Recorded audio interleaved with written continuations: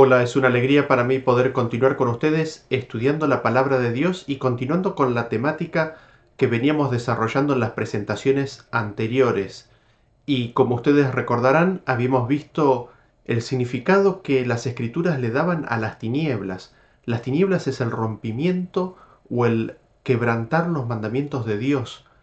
El, la oscuridad, las tinieblas, es el rompimiento de la ley de Dios. Las tinieblas o la oscuridad simbolizan la violencia, simbolizan la maldad, simbolizan la muerte. Y habíamos visto dentro de los temas anteriores de que Dios es luz y de que en Él ningunas tinieblas hay, no hay ninguna tiniebla en Él. Y esto nos lleva a la conclusión de que nada de lo anterior que definimos como tinieblas se encuentran en la persona, en el ser, en el carácter, en el reino de Dios. En Él no se rompe los mandamientos, Él no rompe su propia ley, porque en definitiva la ley es una expresión de cómo es Él. En Él no hay violencia, en Él no hay maldad, en Él no hay muerte.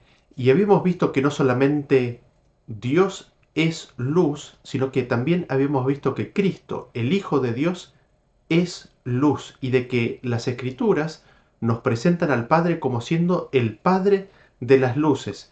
Y habíamos visto que la palabra de Dios es luz, de que las enseñanzas de Dios son luz. Habíamos visto que la justicia de Dios es luz y habíamos visto que los juicios de Dios son luz. Y habiendo visto eso, también habíamos visto de qué es lo que Dios nos quiere iluminar. Dios nos quiere iluminar los ojos. Él quiere echar luz, la luz de su vida, la luz de la vida de Cristo, la luz de su palabra, de su justicia y de su juicio, la luz de sus enseñanzas en nuestros ojos. Y habíamos visto de que nuestros ojos hace referencia al entendimiento. Él quiere abrir los ojos de nuestro entendimiento. Quiere que nosotros entendamos la realidad, la verdad de las cosas. Y lo que me gustaría desarrollar un poquito es el cómo es este proceso. Me gustaría desarrollarlo eso en el día de hoy, el cómo es ese proceso y qué es lo que implica esto en el ser humano. Y para ello los invito a que vayamos a leer en primer lugar el versículo que se encuentra en Salmos capítulo 4 versículo 6. Dice de la siguiente manera: muchos son los que dicen, ¿quién nos mostrará el bien? Alza sobre nosotros, oh Jehová, la luz de tu rostro. Y noten ustedes qué interesante, ¿no? Primero pregunta ¿quién? ¿Quién es el que nos va a mostrar el bien? Y la respuesta está en de que Jehová nos va a mostrar el bien. ¿Y cómo lo hace Él a esto? Iluminándonos, dándonos luz, iluminando nuestro entendimiento. ¿Y esa luz de dónde procede? Procede de su rostro. ¿Y esa luz qué es? Es el bien. Eso que emana de su rostro, eso que se ve en su rostro, ¿qué es? Es el bien. En eso consiste que nosotros podamos ver el bien. ¿En qué? En recibir la luz de su rostro. Pero quizás antes de ver algunos versículos respecto de esto, me gustaría notar el punto principal de el quién, ¿no? ¿Quién es el que ilumina nuestro camino? ¿Quién es aquel que nos muestra el bien? Lo leemos en Salmos capítulo 18, 28 que dice: Tú encenderás mi lámpara, Jehová mi Dios, alumbrará mis tinieblas. Es Dios el que enciende nuestra lámpara y es Jehová el que alumbra las tinieblas que nos son propias, ¿no? Que son propias a nosotros mismos. Y volviendo a que esto es hecho por el resplandor de su rostro, noten lo que dice Salmos capítulo 31 versículo 16. Dice: Haz resplandecer tu rostro sobre tu siervo, sálvame por tu misericordia. Así que de que Dios haga resplandecer su rostro sobre nosotros, trae salvación, nos trae su misericordia. Y no solamente eso, fíjense cómo lo describe Salmos capítulo 80, versículo 1. Dice: Oh pastor de Israel, escucha, tú que pastoreas como a ovejas a José, que estás entre querubines, resplandece. Despierta tu poder delante de Efraín, de Benjamín y de Manasés, y ven a salvarnos. Oh Dios, restáuranos, haz resplandecer tu rostro y seremos salvos.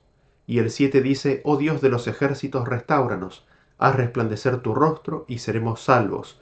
Y el 19 dice, oh Jehová, Dios de los ejércitos, restáuranos, haz resplandecer tu rostro y seremos salvos. Noten ustedes de que es interesante de que dice, pastoreas como a ovejas a José, ¿no? Como si José fuera muchas ovejas, ¿no? Y quizás tiene que ver con el hecho de que hay dos tribus que se desprenden de José. Pero es interesante porque se presenta el pastor de las ovejas entre los dos querubines, ¿no? La Shekinah.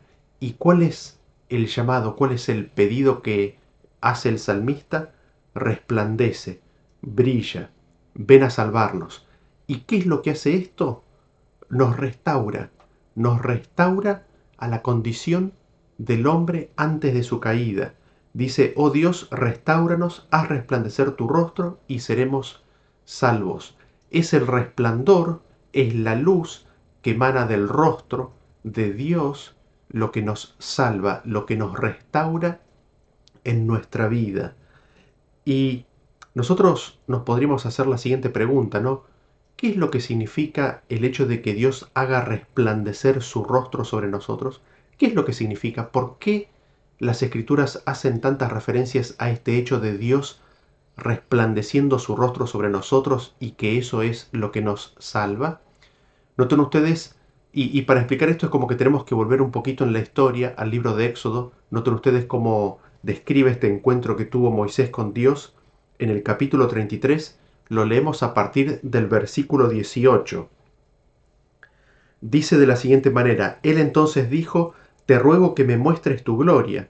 Y le respondió, yo haré pasar todo mi bien delante de tu rostro, y proclamaré el nombre de Jehová delante de ti, y tendré misericordia del que tendré misericordia, y seré clemente para con el que seré clemente. Dijo más, no podrás ver mi rostro, porque no me verá hombre, y vivirá. Así que al mismo tiempo en el cual la oración y el pedido es de que Dios haga resplandecer su rostro sobre nosotros, las Escrituras también nos dicen de que el hombre no puede contemplar el rostro de Dios y vivir. ¿Por qué? Porque allí se muestra, se revela la gloria de Dios. Y el concepto de gloria en sí mismo trae el concepto de luz, trae el concepto de una explosión de luz, de un resplandor. Y quizás respondiendo o intentando responder a la pregunta, ¿no? ¿Qué es lo que significa el pedido, el ruego de que Dios haga resplandecer sobre nosotros su rostro? ¿Y de qué es lo que significa el hecho de que el resplandor del rostro de Dios nos salva? Significa básicamente que nosotros recibimos la gloria de Dios, que somos iluminados por la gloria que emana, surge del rostro de Dios, de estar en su presencia. ¿Y esa gloria en qué consiste? Lo describe allí.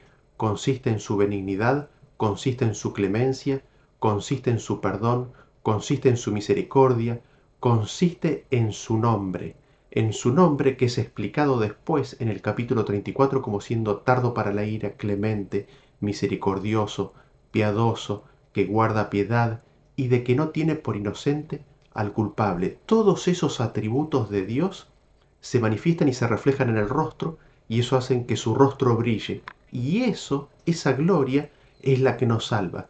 Esa gloria es la que nos ilumina. Y es interesante porque el rostro o estar ante el rostro implica estar ante la presencia y la presencia está íntimamente conectada con o conectado con el Espíritu de Dios. ¿Por qué? Porque Dios es omnipresente por su Espíritu. Así que nosotros recibimos el resplandor de su gloria cuando recibimos la presencia de Cristo, cuando nosotros recibimos su Espíritu. Y eso lo vamos a ver en un versículo un poquito más adelante. Y, y esto por qué o qué es lo que tiene que ver con todo esto, ¿no? O cómo seguimos explicando el hecho de qué es lo que significa a resplandecer tu rostro. En Proverbios capítulo 16:15, nosotros leemos lo siguiente. En la alegría del rostro del rey está la vida y su benevolencia es como nube de lluvia tardía. Noten ustedes que aquí conectamos con el tema del Espíritu Santo, que la benevolencia de Dios, Él como buen padre, anhela darle a sus hijos su presencia, la lluvia tardía. Jehová vendrá a nosotros como la lluvia tardía y temprana sobre la tierra, pero noten ustedes que dice, en la alegría del rostro del rey está la vida. Así que el sálvanos, ¿en qué consiste? Consiste en ver la alegría en el rostro de Dios, consiste en ver su benignidad, consiste en verlo a Él sonriente. Y naturalmente esto conecta con muchos puntos, ¿no? Porque no podemos dejar de recordar a la cruz de Cristo, lo que Él sufre cuando es despreciado y desechado por los hombres, lo que Él sufre cuando nosotros no lo queremos en nuestra vida. Y naturalmente, si nosotros vamos al Nuevo Testamento, nosotros leemos que Jesús dice que hay más gozo en el cielo por un pecador que se arrepiente que por 99 justos que no necesitan arrepentimiento. Así que el gozo de Dios, ¿con qué está vinculado? El gozo de Dios está vinculado con un pecador arrepintiéndose. El gozo de Dios está con un hijo de Dios volviendo al hogar, con ese hijo pródigo que vuelve a la casa y que recibe los abrazos, el perdón de su padre. Allí está el gozo, allí está la alegría del rey. Y naturalmente nos cabe hacer la pregunta, ¿no? Mi actitud, mi conducta, mi relación con Cristo y con su palabra, ¿le produce alegría o le produce tristeza? ¿Hago yo llorar a Cristo porque lo dejo afuera? Si esa es mi conducta y si esa es mi relación, su rostro va a tener lágrimas, su rostro no va a tener alegría, consiguientemente no tendrá vida, consiguientemente su luz en mi vida se irá apagando, no porque se apague en él, sino porque yo la voy apagando y me voy rodeando de oscuridad. Y este aquí es un punto importante, ¿no? En la alegría del rostro del Rey está la vida, en el hecho de acercarnos a Cristo, acercarnos a Él como quien necesita absolutamente todo de Cristo, como quien no tiene nada que demostrarle a Cristo, como quien no tiene absolutamente nada sobre lo cual sentirse dueño o autor o copartícipe de alguna acción. Es Cristo el que hace absolutamente todo en nosotros. Por eso después Él habría de decir, sin mí nada podéis hacer. Pero concluyendo quizás este punto de qué es lo que significa de que Dios haga resplandecer su rostro sobre nosotros, significa que Él nos mira con alegría y de que nosotros podemos ver esa alegría en su rostro. Y esa alegría es su luz, su benignidad, su paciencia, su clemencia, su misericordia, su gloria. En eso consiste caminar a la luz de su rostro, que su gloria que emana de su rostro resplandezca sobre nosotros y podamos ver su alegría. Y esto básicamente, ¿qué es lo que sucede cuando eso sucede? Dice en Salmos 36:9, porque contigo está el manantial de la vida, en tu luz veremos la luz. Es decir, en Cristo está el manantial de la vida, pero no cuando nosotros lo crucificamos, sino cuando lo hacemos Rey de nuestra vida. Y es en su luz, en el resplandor de su luz, que nosotros podremos ver y recibir más creciente luz. Y el salmista dice después en Salmos 43:3, envía tu luz y tu verdad, estas me guiarán, me conducirán a tu santo monte y a tus moradas. Es la luz de Dios, es su gloria, es su carácter que se manifiesta en su rostro, su alegría, los que nos conducen, junto con la verdad, ¿a dónde? A su santo monte, a ser uno de los 144.000 que está parado sobre el monte de Sión, que nos conduce ¿a dónde? A las moradas que Cristo fue a preparar. Y noten cómo dice Salmos 67:1, dice, Dios tenga misericordia de nosotros y nos bendiga, haga resplandecer su rostro sobre nosotros. Así que esa es la misericordia de Dios. La misericordia de Dios es de que Él hace resplandecer su benignidad, de que hace resplandecer su gloria sobre nosotros. Y es interesante porque después en Salmos 89:15 dice, bienaventurado el pueblo que sabe aclamarte, andará, oh Jehová, a la luz de tu rostro.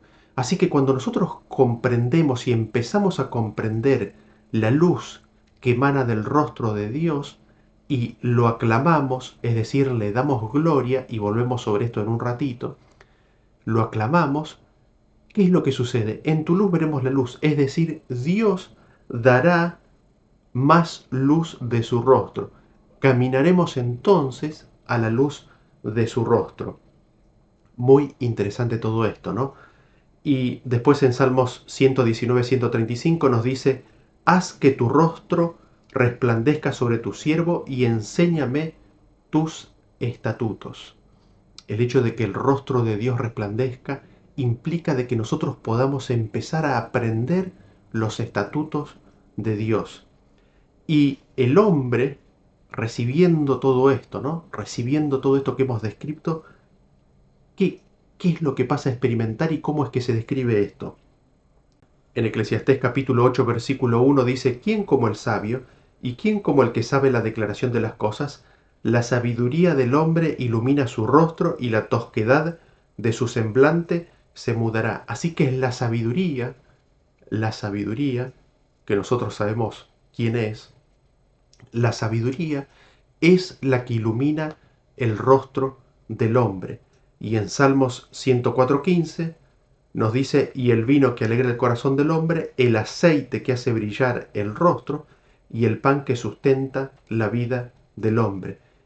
Es la sabiduría, es el aceite que es un símbolo del Espíritu Santo, lo que hace brillar el rostro del hombre. Y así, nosotros, ¿qué es lo que vemos?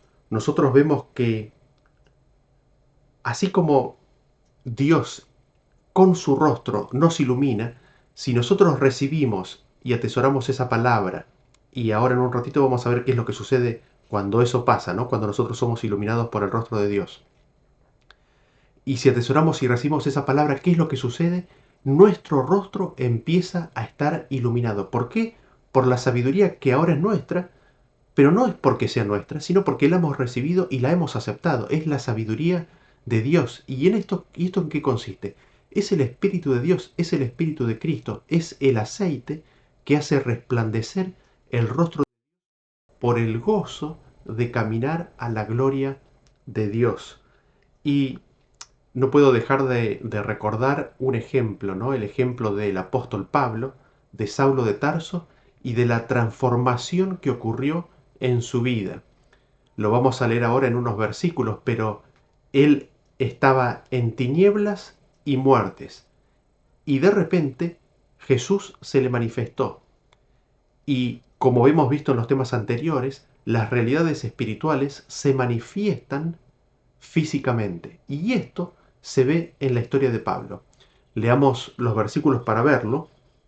Quizás el primero que podríamos leer es el que se encuentra en Hechos capítulo 9, versículo 1 en adelante. Nos dice, Saulo, respirando aún amenazas y muerte contra los discípulos del Señor, vino al sumo sacerdote y le pidió cartas para las sinagogas de Damasco a fin de que si hallase algunos hombres o mujeres de este camino, los trajese presos a Jerusalén. Mas yendo por el camino aconteció que al llegar cerca de Damasco, repentinamente le rodeó un resplandor de luz del cielo. Noten ustedes, ¿no? Respirando aún amenazas y muerte. Esto, de acuerdo a lo que hemos visto en los temas anteriores, es estar en oscuridad. La muerte es oscuridad, amenaza es violencia, es oscuridad. Saulo, él creía que estaba haciendo la obra de Dios, él estaba 100% convencido de que estaba haciendo la obra de Dios, pero sin embargo, ¿qué es lo que estaba haciendo? Estaba rodeado de oscuridad, sus obras y su pensamiento estaban en la oscuridad, y ahora le viene un resplandor de luz del cielo que lo tira del caballo. Y en Hechos 26:13 lo describe, dice, cuando al mediodía, oh rey, yendo por el camino, vi una luz del cielo que sobrepasaba el resplandor del sol, la cual me rodeó a mí y a los que iban conmigo. Y en Hechos 22:6 dice, pero aconteció que yendo yo al llegar cerca de Damasco, como a mediodía, de repente me rodeó mucha luz del cielo. Y el 9 sigue diciendo, y los que estaban conmigo vieron a la verdad la luz y se espantaron, pero no entendieron la voz del que hablaba conmigo. Y el versículo 11 dice, y como yo no veía a causa de la gloria de la luz, llevado de la mano por los que estaban conmigo, llegué a Damasco. Y así nosotros vemos cómo Jesús se le manifiesta y Jesús es luz. Saulo de Tarso, estaba caminando en la oscuridad. ¿Y qué es lo que sucede cuando de repente la luz se te aparece repentinamente si has estado en plena oscuridad? Te quedas enceguecido, te quedas ciego. Pero esto es ¿por qué? Porque tus ojos estaban en tinieblas. Y esta es la experiencia que tiene Pablo. ¿Y a qué he llamado Pablo? Noten ustedes qué misión le es encomendada a Pablo. En Hechos 13:47 se describe de la siguiente manera: porque así nos ha mandado el Señor diciendo, te he puesto para luz de los gentiles a fin de que seas para salvación hasta lo último de la tierra. Así que ahora Pablo es puesto como luz para los gentiles. ¿Y qué es lo que del hombre tiene que irradiar? ¿O de dónde, de qué parte del cuerpo del ser humano tiene que irradiar luz que termina siendo para salvación? Del rostro. ¿Y qué es lo que tiene que manifestar el rostro del creyente, del discípulo? Tiene que manifestar la gloria de Dios, tiene que manifestar su clemencia, su perdón, su misericordia, su benignidad, su benevolencia, su ternura, su compasión. Eso es lo que manifiesta. Y Dios le da luz a Pablo para que él ahora venga a hacer luz a las naciones y que eso sea visible, manifiesto en su rostro. ¿Y eso qué es lo que significa? Hechos capítulo 26, versículo 18 dice, para que abra sus ojos, para que se conviertan de las tinieblas a la luz y de la potestad de Satanás a Dios, para que reciban por la fe que es en mí perdón de pecados y herencia entre los santificados. Y noten que este versículo es maravilloso, es hermoso. En primer lugar dice para que abras sus ojos. Es decir, Pablo es enviado como luz, ¿para qué? Para que le abra los ojos. ¿Qué ojos? Los ojos del entendimiento, porque cuando el hombre está cegado, está en oscuridad, no entiende, no conoce. Así que Pablo es enviado como luz para que les explique, para que les enseñe, para darles entendimientos. ¿Y esto en qué consiste? Consiste en una traslación. Noten ustedes en qué consiste. Consiste en que se conviertan de las tinieblas a la luz. Y convertirse de las tinieblas a la luz, ¿qué es lo que significa? Significa pasar del poder, de la potestad, del reino de Satanás, ¿a quién? A Dios. Así que el poder de las tinieblas es el poder de Satanás, o las tinieblas, la oscuridad, es el reino de Satanás. La luz es el reino de Dios, es Dios. ¿Y cuál es el propósito de todo esto? Es hermoso, para que reciban perdón y para que reciban herencia. ¡Qué hermoso mensaje! El propósito es de que reciban perdón, es ir llevando un mensaje de perdón, de salvación y de qué? De herencia entre los santificados. Y nos volvemos a hacer la pregunta, ¿no? ¿Qué es lo que significa ser iluminados por el rostro? ¿Qué es lo que significa ser iluminados por la presencia? ¿Qué es lo que significa ser iluminados por la gloria, por la benevolencia de Dios? Y vamos a leer algunos versículos en los cuales primero vemos la condición natural del ser humano cuando está en oscuridad y cómo es que esta transición ocurre y qué es lo que implica y en qué termina siendo la condición del ser humano cuando acepta plenamente la luz de Dios, es decir, la vida de Jesucristo. Noten ustedes cómo lo describe Job, capítulo 24, a partir del versículo 12 en adelante. Dice, desde la ciudad gimen los moribundos y claman las almas de los heridos de muerte, pero Dios no atiende su oración. Ellos son los que, rebeldes a la luz, nunca conocieron sus caminos ni estuvieron en sus veredas. A la luz se levanta el matador, mata al pobre y al necesitado, y de noche es como ladrón. El ojo del adúltero está aguardando la noche, diciendo no me verá nadie, y esconde su rostro. En las tinieblas miran las casas que de día para sí señalaron. No conocen la luz, porque la mañana es para todos ellos como sombra de muerte. Sí son conocidos. Terrores de sombra de muerte los toman. Y noten ustedes que esta es la condición natural del ser humano y es la condición de muchos que como Pablo sinceramente malentienden a Dios que Dios nos libre de ese peligro, ¿no? Pero, ¿en qué consiste justamente la condición natural del ser humano? En que el hombre es rebelde a la luz. Y esta no solamente es la condición natural del ser humano, sino que es la condición de los impíos. El hombre, aquellos que están en tiniebla y en oscuridad, ¿qué son? Son rebeldes a la luz, no quieren conocer el camino de Dios, lo rechazan. No solamente eso, sino que no conocen la luz porque son rebeldes a la luz y para ellos la mañana es como la noche, es decir, ellos a la luz la llaman oscuridad y a la oscuridad la viven como luz. Qué terrible engaño, qué terrible condición. Y pensemos que esto hace referencia a qué.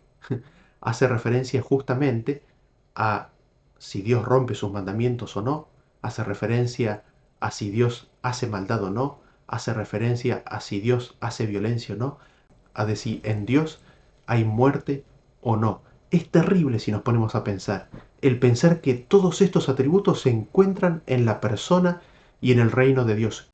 Y justamente el peligro está en que la gloria de Dios nos ilumine y de que nosotros rechacemos esa luz, de que no la querramos recibir. En ese consiste justamente el peligro.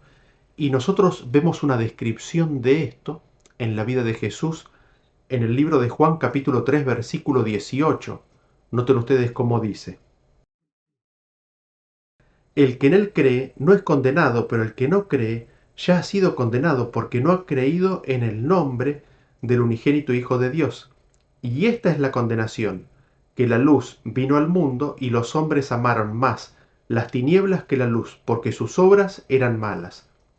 Porque todo aquel que hace lo malo aborrece la luz y no viene la luz para que sus obras no sean reprobadas, mas que el que practica la verdad viene a la luz, para que sea manifiesto que sus obras son hechas en Dios.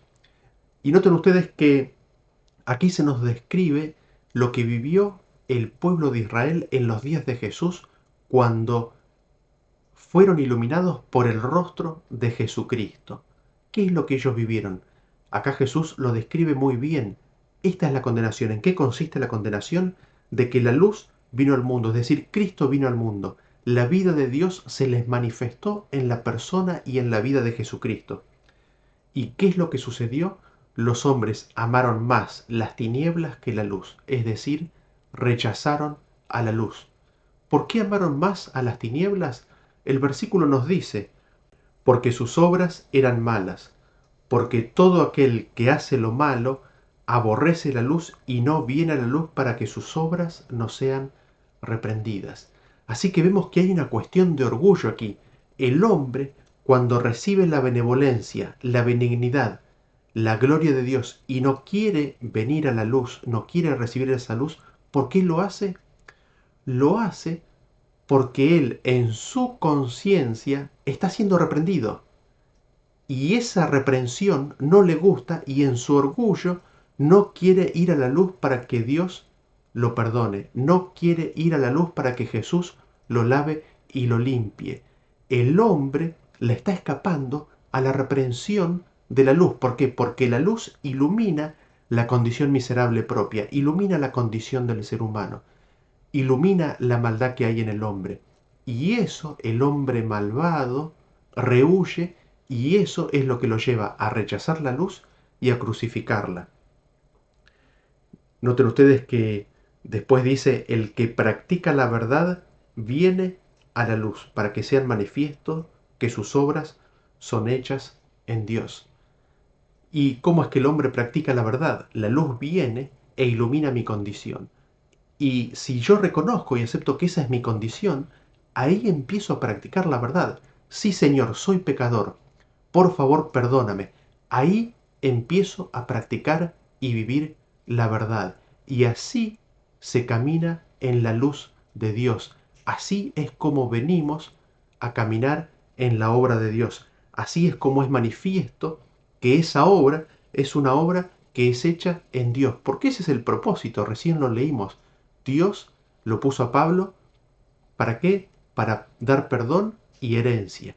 Así que ese es el propósito de la iluminación, ese es el propósito de la revelación de la gloria. Ese es el propósito de la presencia y de la manifestación de la vida de Cristo, de que recibamos el perdón. Y noten ustedes esto que implica, ¿no? En Primera de Juan capítulo 1, versículo 5 en adelante, dice: este es el mensaje que hemos oído de él y os anunciamos. Dios es luz y no hay ningunas tinieblas en él. Si decimos que tenemos comunión con él y andamos en tinieblas, mentimos y no practicamos la verdad. Pero si andamos en luz, como él está en luz, tenemos comunión unos con otros y la sangre de Jesucristo su Hijo nos limpia de todo pecado. Noten ustedes que aquí se plantean dos cosas, ¿no? Lo que significa andar en tinieblas y lo que significa andar en luz. ¿Qué es lo que significa andar en luz? De que tenemos comunión unos con otros.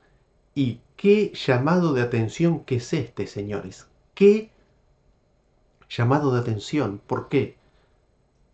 Nosotros vemos que la demostración de que andamos en luz es de que ¿qué? De que tenemos comunión unos con otros. Y la comunión es la que provee el Espíritu Santo, ¿no? Primera de Corintios capítulo 13, al final del capítulo. Pero, ¿por qué esta es una reprensión y un llamado de atención tan grande? Si nosotros miramos, por ejemplo, al cristianismo en su totalidad, ¿vemos que hay comunión dentro del cristianismo? ¿Se consideran todos hermanos? No, es decir, si nosotros miramos el cuerpo del cristianismo en su totalidad, no anda en comunión. Algunos, evidentemente, deben andar en la luz, pero no todos andan en la luz, esto es evidente. Y nosotros podríamos tomar cualquier cuerpo organizado religioso. Y no sé, se me corre alguno, por ejemplo, la Iglesia Adventista del Séptimo Día. Tomemos el cuerpo entero de la Iglesia Adventista del Séptimo Día. ¿Todos los miembros están en comunión? No, no están en comunión. Evidentemente, algunos andan a la luz y otros no andan a la luz. Pero, evidentemente, en la totalidad del cuerpo no hay comunión y consiguientemente no hay en la totalidad del cuerpo el andar a la luz. ¿Por qué? Porque hay elementos que no andan a la luz. Y nosotros podemos tratar de hacer el grupo aún más chiquito, ¿no? Por ejemplo, los creyentes del Padre y el Hijo, dentro de la comunidad adventista. ¿Hay comunión entre ellos? Tampoco hay comunión entre ellos. Hay elementos, indudablemente, que todavía no hemos aprendido a andar en la luz. No conocemos, no hemos recibido la gloria de Dios. El rostro de Dios no nos ha iluminado el camino, no nos ha iluminado nuestra condición. Y esto es clave porque Jesús mismo dijo: la gloria que me diste les he dado para que sean uno. Lo que nos hace uno en la comunidad de creyentes, ya sea la comunidad del Padre y el Hijo, ya sea la comunidad de la Iglesia Adventista, ya sea la comunidad del cristianismo, es el ser iluminados por el rostro de Dios, es el recibir la luz de la gloria del carácter de Dios manifestado en Jesucristo, es recibir la vida de Cristo. Es esto lo que trae la luz y es esto lo que trae la común unión entre los hermanos. Entonces, cuando nosotros somos iluminados, ¿qué es lo que esto significa y qué es lo que esto implica? Cuando nosotros somos iluminados y recibimos la luz de la gloria de Dios, eso significa que empezamos a tener comunión con aquellos que están viviendo ese mismo proceso. Noten ustedes esto en qué consiste también. Primera de Tesalonicenses capítulo 5 versículo 4 dice: el cual nos ha librado de la potestad de las tinieblas y trasladado al reino de su amado Hijo, porque todos vosotros sois hijos de luz e hijos del día, no somos de la noche ni de las tinieblas. Así que ser iluminados consiste también en ¿qué? En ser trasladados al reino de su amado Hijo y en venir a ser hijos de Dios, es decir, hijos de la luz, hijos del día. Y esto implica, entre otras cosas, lo leemos en 1 de Juan 3:13, lo siguiente: hermanos míos, no os extrañéis si el mundo os aborrece. Nosotros sabemos que hemos pasado de muerte a vida en que amamos a los hermanos. El que no ama a su hermano permanece en muerte. Así que el pasar de las tinieblas, de la potestad de las tinieblas, del reino de Satanás, de la oscuridad a la luz, es pasar de muerte a vida. Y eso implica dejar de aborrecer al hermano. Si nosotros albergamos algún sentimiento de odio, de malignidad, de aborrecimiento para alguno de nuestros hermanos, todavía permanecemos en tinieblas. Todavía estamos bajo la potestad de las tinieblas. ¿Y la salvación en qué consiste? La salvación consiste en ser iluminados con la luz de la gloria del carácter de Dios y pasar de muerte a vida. Consiste en dejar de aborrecer al hermano. Y hay muchas explicaciones de cómo es que esto ocurre y de por qué es necesario que esto ocurra. No lo vamos a cubrir en el tema de hoy. Y noten cómo describe esta condición de ser iluminados el libro de Efesios capítulo 5, versículo 8. Dice, porque en otro tiempo erais tinieblas, mas ahora sois luz en el Señor, andad como hijos de luz. Y el 13 dice, mas todas las cosas cuando son puestas en evidencia por la luz, son hechas manifiestas, porque la luz es lo que manifiesta todo. Y aquí nosotros vemos que el proceso de ser iluminados consiste en que nosotros antes éramos tinieblas y aceptando la luz, venimos a ser luz. Y así como Dios es luz y es el Padre de luz, y es el Padre de las luces, y así como Cristo es luz, nosotros también pasamos a ser hijos de la luz y pasamos a ser luz. Y aquí se describe nuevamente el proceso que fue manifestado en Juan capítulo 3, de que es la luz lo que pone de manifiesto. Noten ustedes que dice que todas las cosas son puestas en evidencia por la luz. La luz de la vida de Cristo pone en evidencia nuestras maldades, nuestros pecados, pone en evidencia lo malo que hay en nosotros. Y la condenación consiste justamente en rechazar eso y aborrecer la reprensión, en aborrecer el ser corregidos. Es interesante porque dice que la luz es lo que manifiesta todo. La luz de la vida de Cristo es lo que pone en evidencia los motivos y las intenciones de todos los corazones. Y esto fue súper evidente en la vida de Cristo aquí en la tierra. En la cruz de Cristo se puso de manifiesto lo que había en el corazón de Satanás, de los ángeles caídos, se puso de manifiesto lo que había en el corazón de los hombres y se puso de manifiesto lo que había en el corazón de Jesús y en el corazón de Dios. La luz de la vida de Cristo pone de manifiesto y deja al desnudo lo que hay en todos los corazones. ¿Y qué más significa ser iluminados? Salmos capítulo 56, 13 nos dice, porque has librado mi alma de la muerte y mis pies de caída, para que ande delante de Dios en la luz de los que viven.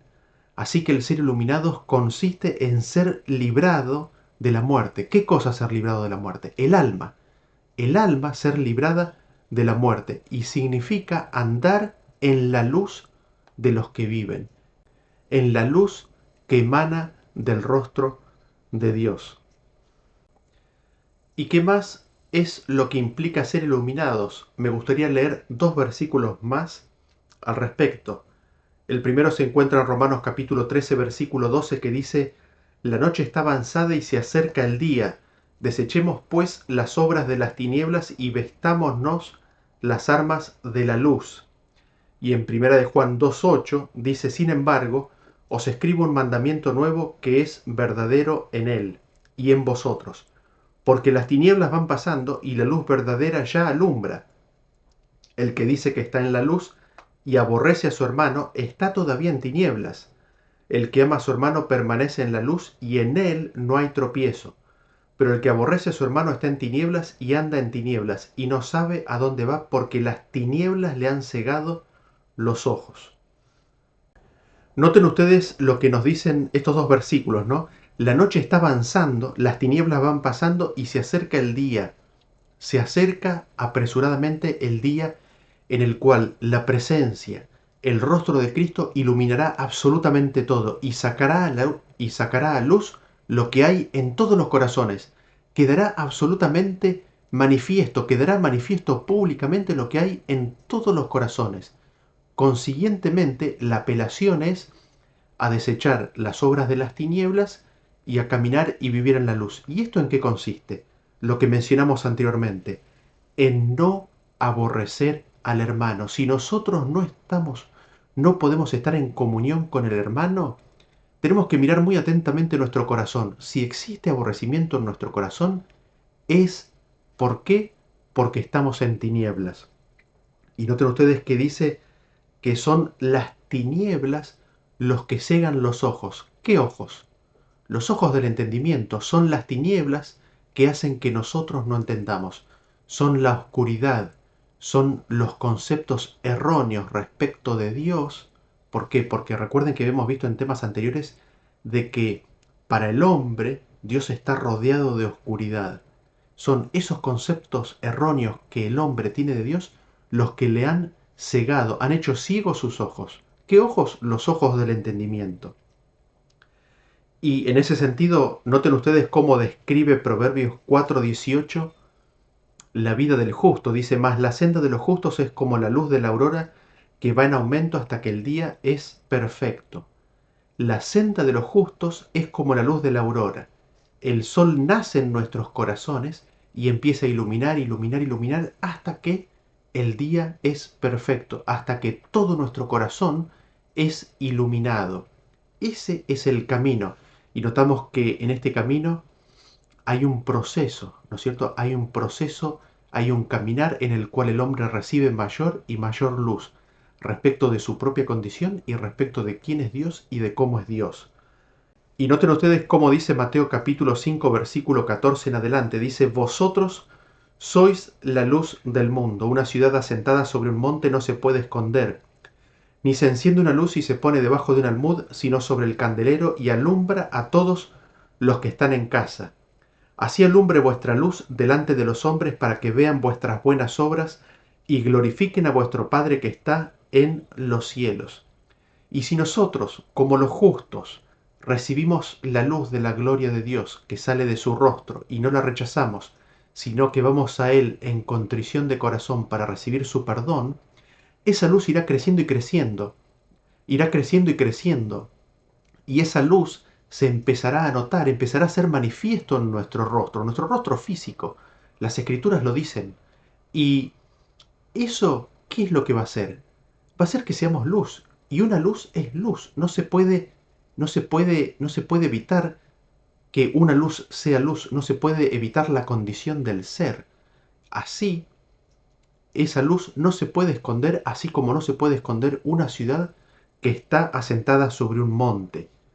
Y el llamado de Cristo, ¿no? El llamado que Cristo nos hace a cada uno de nosotros es de que a medida que recibamos esa luz y vayamos recibiendo esa transformación de nuestro carácter, de que seamos luz a los demás, que seamos esa luz que es la vida de Cristo, que no puede ser ocultada, que no puede ser mantenida oculta, apagada.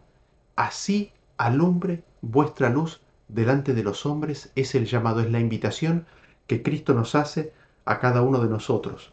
Y noten ustedes cómo lo describe Filipenses capítulo 2, versículo 15. Para que seáis irreprensibles y sencillos, hijos de Dios, sin mancha en medio de una generación maligna y perversa, en medio de la cual resplandecéis como luminares en el mundo. El mundo está en oscuridad, y vamos a leer un versículo un poquito más adelante respecto de esto. Y el llamado es a que nosotros resplandezcamos como luces en este mundo de oscuridad. ¿Y esto qué es?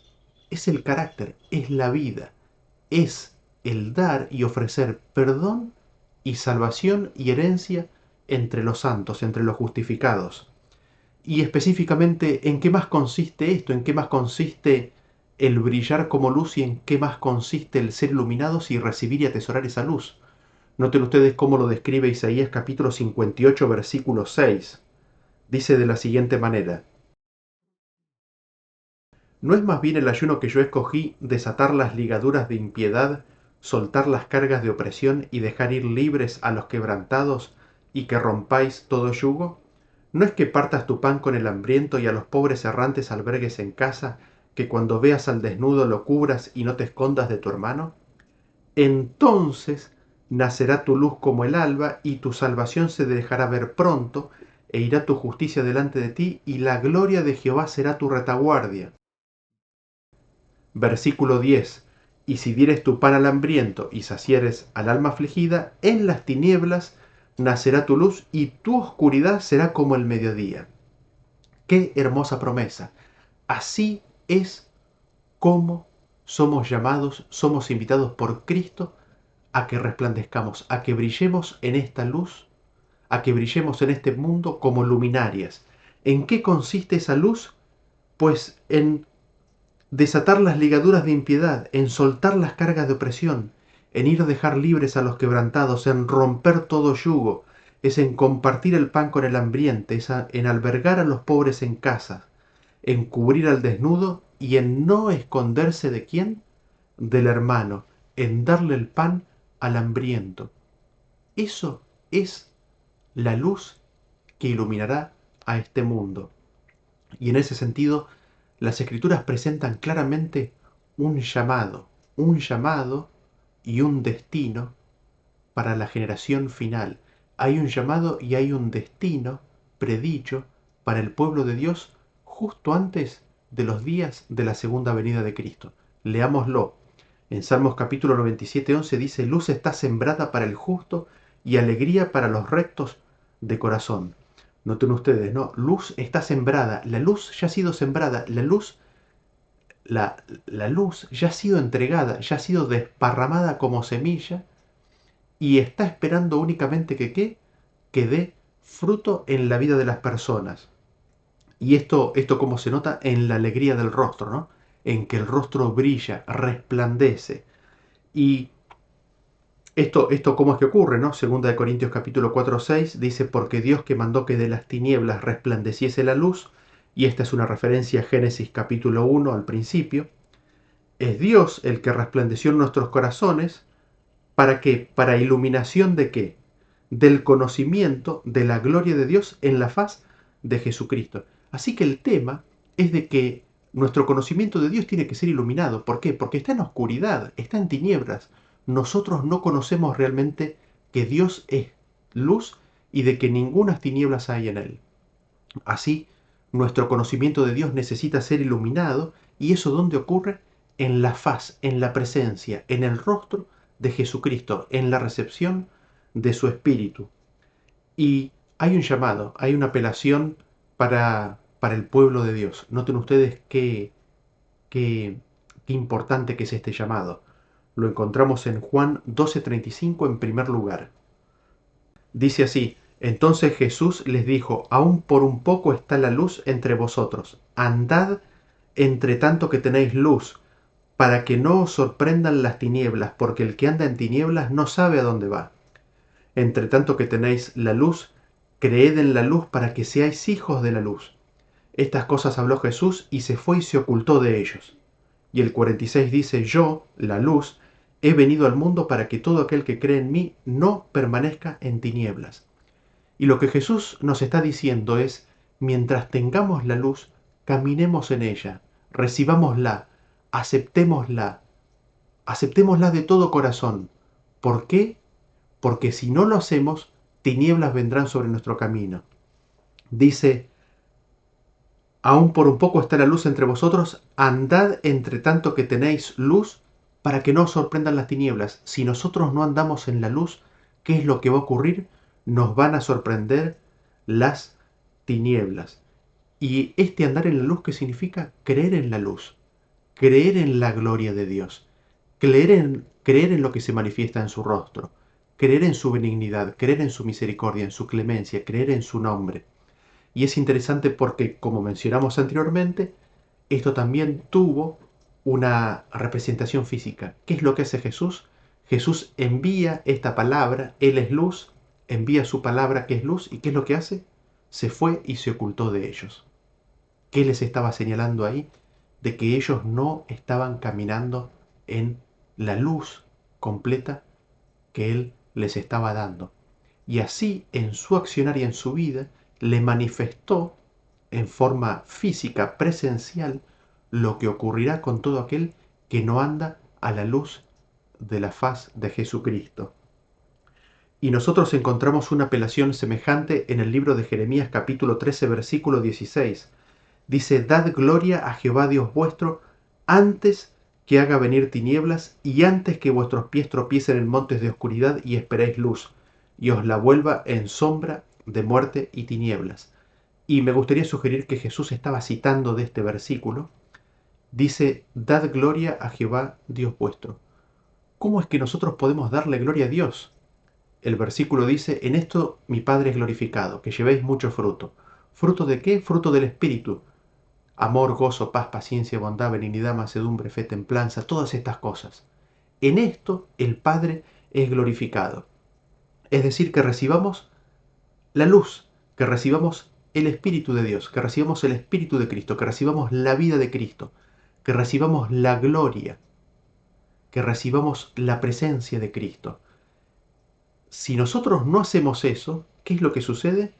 Vendrán tinieblas y nuestros pies tropezarán en montes de oscuridad. Esa es la advertencia que el Señor nos vuelve a hacer ahora a través de estas palabras del Antiguo Testamento.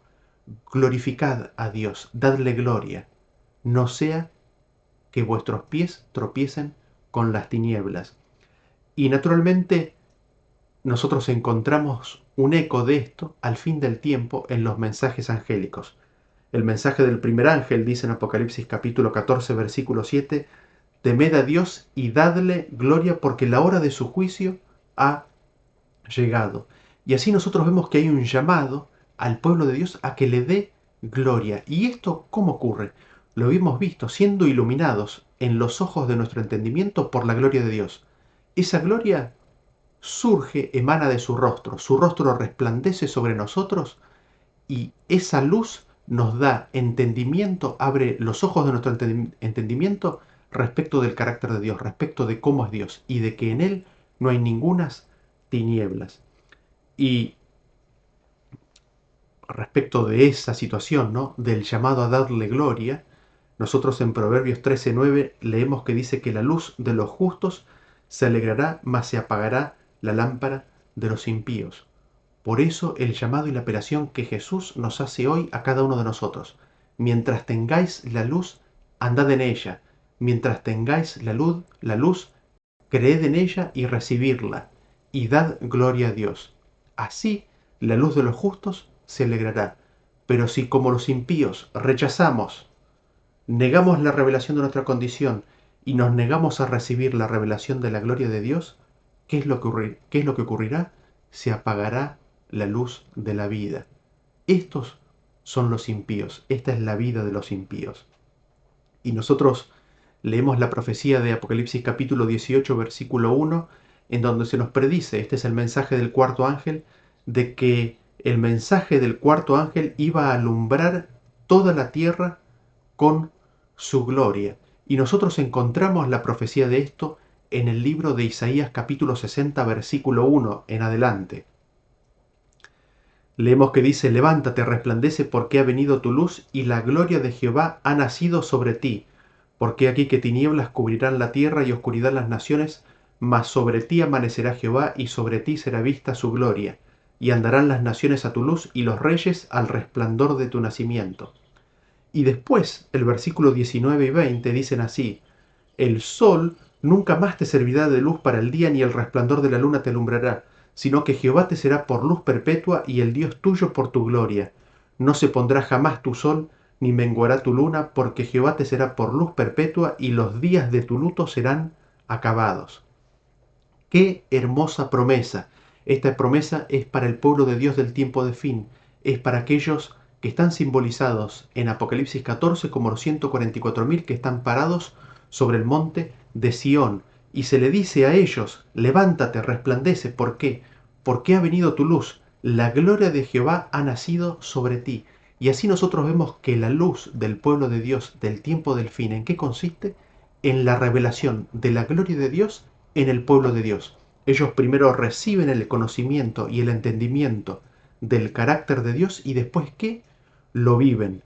Y después dice que, después de que esto ocurre, ¿qué es lo que sucede? Dice, tinieblas cubrirán la tierra y oscuridad las naciones. Es terrible.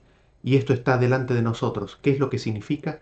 Que la tierra se va a llenar de violencia, que la tierra se va a llenar de maldad, que la tierra se va a llenar de muerte, que la tierra se va a llenar del rompimiento de la ley de Dios. Sin embargo, sobre el pueblo de Dios amanecerá la luz y la gloria de Jehová. Y lo lindo de esto es de que la promesa para ellos es de que ¿qué?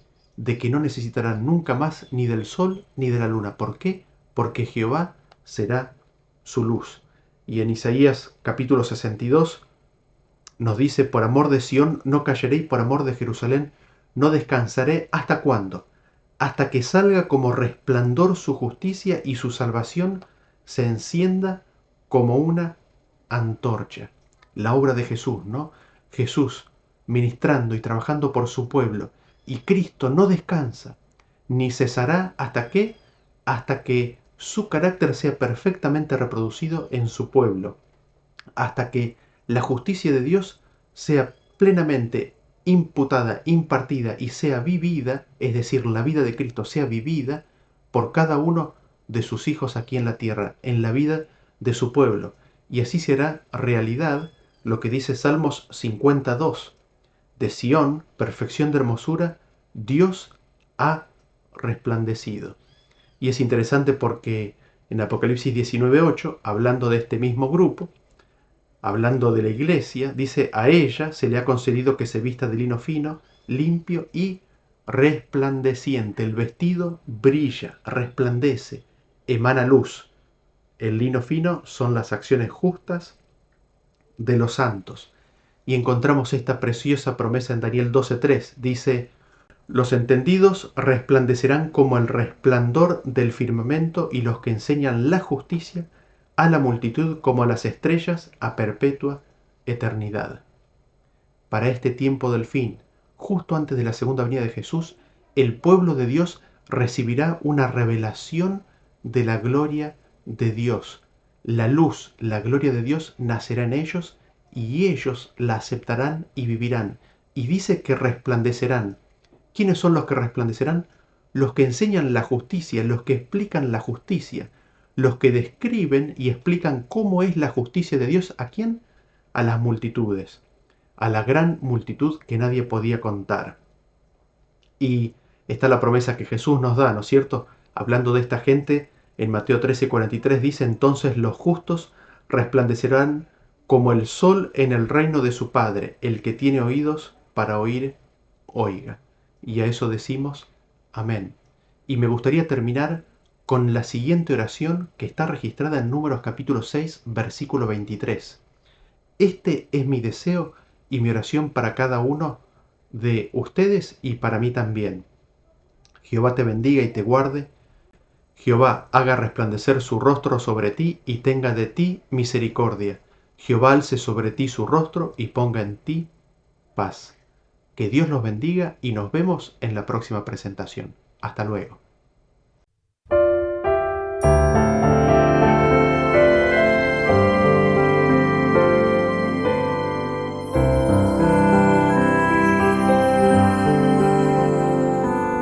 Aquel pues que es poderoso para guardaros sin caída y presentaros delante de su gloria, irreprensibles con grande alegría. Algo solo sabio nuestro Salvador, sea gloria